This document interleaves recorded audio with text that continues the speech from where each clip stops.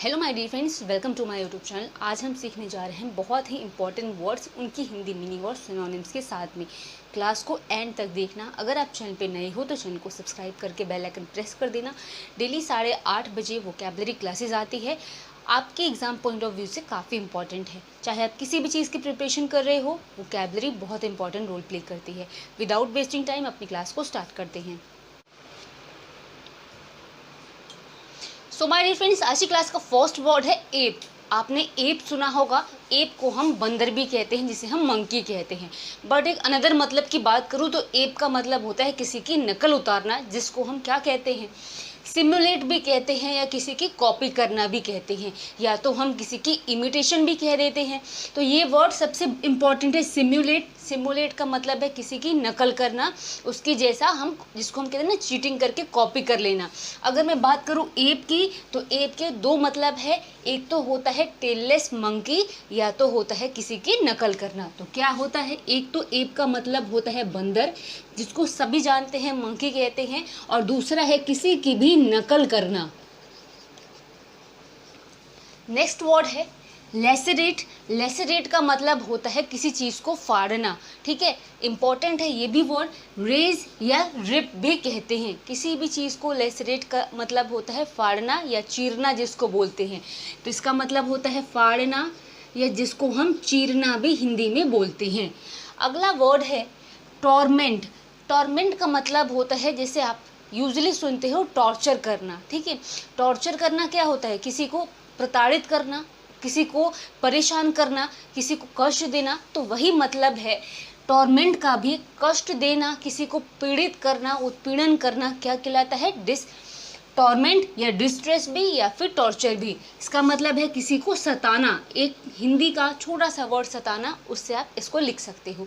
अगला मतलब वर्ड है रिफ्ट। रिफ्ट मतलब होता है क्रैक, या तो जिसको हम ब्रीच भी कहते हैं। अब आपने रिफ्ट का मतलब अगर मैं बात करूं तो इसको हम क्रैक से कैसे समझ सकते हैं। जैसे कि मान लो अर्थक्वेक आया, यानी भूकंप आया, जो धरती में क्रैक आ जाते हैं। क्रैक का मतलब क्या है, दरार आ जाते हैं।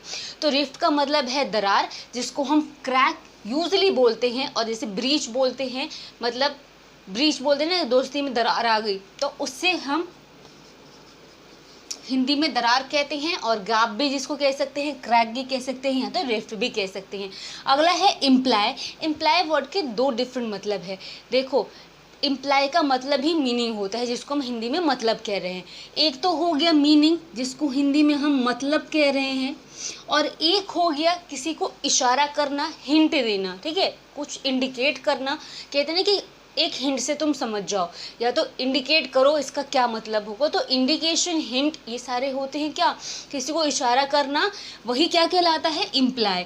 तो अब आपको क्या करना है, जहाँ पर जो वर्ड का मतलब आपको देना हो उस तरीके से आप लिख सकते हो।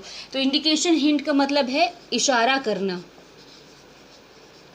अगला है चेरी। चेरी का मतलब होता है चालाक, या बहुत ज़्यादा, जिसे कहते हैं ना, कॉशियस है, क्लेवर है, इंटेलिजेंट है। मतलब चालाक और चौकस, सचेत जो जो हो, उसको हम चेरी कहते हैं। आपने शायद सुना हो चेरी वर्ड। अगर चेरी का भी आए तो इसका मतलब क्लेवर, इंटेलिजेंट, या फिर कॉशियस, केयरफुल भी होता है। तो चेरी का मतलब क्या है, जो चालाक या फिर जो जागरूक है, उसको कहते हैं। अगला वर्ड है जेड।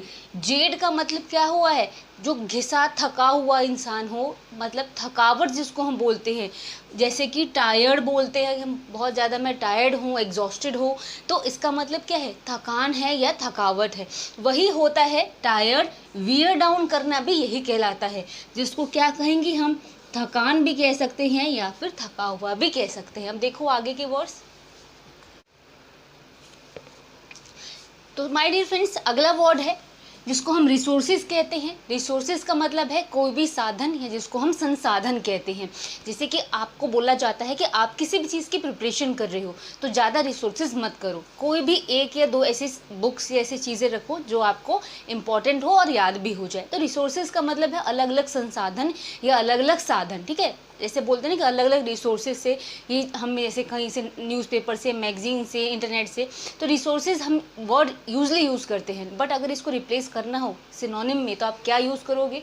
या तो मोड कह सकते हो, डिफरेंट वेज जिसको बोलते हैं वो मोड, या मोडैलिटी। ये दोनों वर्ड्स किस लिए यूज़ होते हैं? रिसोर्सेज को रिप्लेस भी कर सकते हो, जिसको हम संसाधन भी कहते हैं या जिसको हम साधन भी कहते हैं। अगला वर्ड है प्रोपोजिशन। प्रोपोजिशन का मतलब होता है ऑफर या कोई प्रपोजल। जैसे क्या होता है, ऑफर है मतलब कोई आपके लिए स्कीम है या कोई प्रस्ताव है। प्रपोजल क्या होता है, जैसे आपको किसी ने प्रपोजल भेजा कि आप मेरी कंपनी में जॉब कर लो, तो मतलब क्या है प्रपोजल का, ऑफर का मतलब आपके पास कोई प्रस्ताव आया है। ठीक है, हिंदी में प्रस्ताव क्या कहते हैं आपके पास, जैसे हम यूजली तो ऑफर ही कह देते हैं, मुझे कोई ऑफर मिला है इस जॉब, इस नौकरी का, या मुझे कई लोगों को सीरियल में ऑफर मिल जाता है। मतलब क्या है, प्रस्ताव जिसको हिंदी में बोलते हैं वही होता है प्रोपोजिशन, जिसको हम हिंदी में प्रस्ताव कहते हैं और डेली डे टू लाइफ में हम ऑफर मिलना कहते हैं। अगला देखो कैपिटुलेशन। कैपिटुलेशन का मतलब होता है प्रण, या जिसको प्रतिज्ञा कहते हैं, किसी चीज़ की सौगंध या कसम भी कहते हैं। ठीक है, प्लेज या वाव भी कहते हैं, या वो भी कहते हैं, या तो कैपिटुलेशन भी कहते हैं। हिंदी में क्या होता है, प्रतिज्ञा या प्रण होता है। अगला वर्ड है फिक्सर। अब इस वर्ड को आप फिक्स से ही याद कर सकते हो। फिक्सर का मतलब होता है किसी चीज़ को स्टेबल कर देना, स्टेबिलिटी या तो स्टेग्नेशन कहते हैं। स्टेगनेंट वाटर आपने सुना होगा कि स्टेगनेंट वाटर जहाँ पर है वहाँ पर डेंगू के ज़्यादा खतरे हैं, यानी जमा हुआ, कहीं पर जो चीज़ें फिक्स्ड हैं, स्थिर हैं, उसको कहते हैं। स्थिर पानी में कहते हैं ना कि ज़्यादा दिन रह गया तो उसमें डेंगू के मच्छर आ जाएंगे, तो क्या है, स्टेगनेटेड वाटर आपने वहाँ पर सुना होगा। स्टेबिलिटी मतलब आपकी कहीं जॉब लग गई तो आप स्टेबल हो गए, वहाँ पर स्थिर हो गए। इसका मतलब भी, फिक्सर का मतलब भी यही होता है, जिसको हम क्या बोलते हैं, स्थिरता बोलते हैं। अगला वर्ड है रिड्रेस। रिड्रेस का मतलब होता है किसी भी चीज़ का समाधान, जिसको हम सॉल्यूशन या सेटलमेंट भी बोलते हैं। ठीक है, किसी भी समस्या को, जैसे बोलते हैं रिड्रेसल इंक्वायरी के लिए या फिर कोई भी कंप्लेन के लिए, आपने ये वर्ड रिड्रेसल सुना होगा। तो रिड्रेस का मतलब होता है किसी चीज़ का समाधान करना, जिसको हम सॉल्यूशन या सेटलमेंट करना भी कहते हैं। हिंदी में कहते हैं समाधान। अगला वर्ड है ऑब्जेक्टिव। अब ऑब्जेक्टिव के दो मतलब है। ऑब्जेक्टिव क्वेश्चंस आपने सुना होगा। ठीक है, ऑब्जेक्टिव का मतलब विकल्प भी होता है, ऑब्जेक्टिव का मतलब एम भी होता है, गोल भी ही, या जिसको हम पर्पस कहते हैं, हिंदी में उद्देश्य कहते हैं। तो ऑब्जेक्टिव टाइप क्वेश्चंस आपने सुना होगा, वैकल्पिक जिसको बोलते हैं, और एक इसका मतलब उद्देश्य होता है। तो पर्पस, एम या गोल जिसको हम उद्देश्य कहते हैं, या तो आप इसको ऑप्शनल टाइप में वैकल्पिक भी कह सकते हो। अगला है चिवी। चिवी इंपॉर्टेंट है, शायद आपने सुना हो। चिवी का मतलब किसी का पीछा करना होता है, किसी को भी चेज करना या उसको फॉलो करना होता है। कहते हैं ना कि चेज करना, फॉलो करना, आपने सुना होगा, बट चिवी वर्ड शायद सुना हो, जिसका मतलब भी क्या होता है, किसी का भी पीछा करना। अब देखो आगे के words. So my dear friends, next word है कमर्शियल। अब आपने कमर्शियल चीज़ें सुनी होगी कि ये जो चीज़ें हैं डोमेस्टिक यूज़ के लिए है, ये कमर्शियल यूज़ के लिए हैं। तो कमर्शियल होता है कोई भी व्यवसाय से रिलेटेड। ठीक है, डोमेस्टिक होता है जो घरेलू कहलाता है, आपने सुना भी होगा। अगर कमर्शियल को रिप्लेस करोगी तो इंडस्ट्रियल या ऑक्यूपेशनल से रिप्लेस कर सकते हो एज अ सिनोनिम के लिए, जिसका हिंदी मतलब क्या है, जो चीज़ें व्यवसाय से रिलेटेड हो, जो चीज़ें व्यवसायिक हो, वो कहलाती है कमर्शियल। ठीक है, कहा जाता है ना कि फॉर कमर्शियल पर्पज ओनली, यानी सिर्फ ये काम धाम रोजगार से रिलेटेड है, तो आप कमर्शियल को इस तरीके से समझ सकते हो।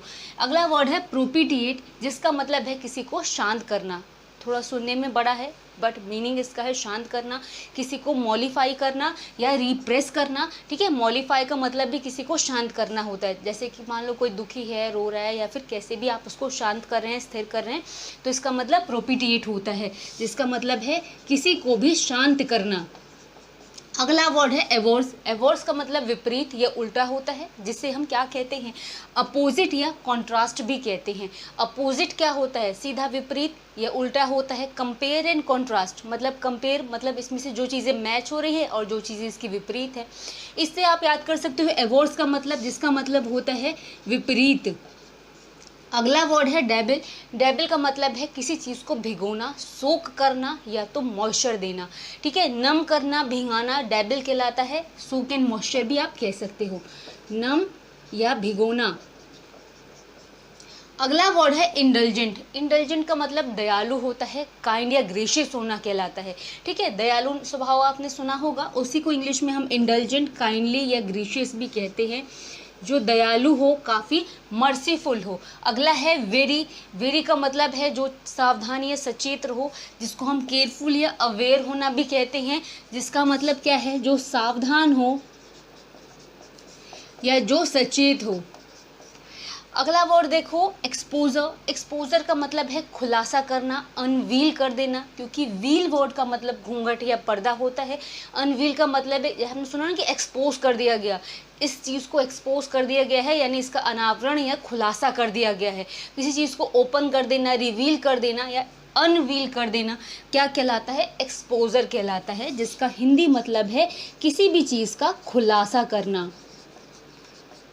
सो माय डियर फ्रेंड्स, ये क्लास यहाँ पे फिनिश हो रही है। बहुत मेहनत से मैं आपके लिए ये छोटी छोटी क्लासेस लेके आती हूँ जो आपके एग्ज़ाम पॉइंट ऑफ व्यू से इम्पॉर्टेंट है।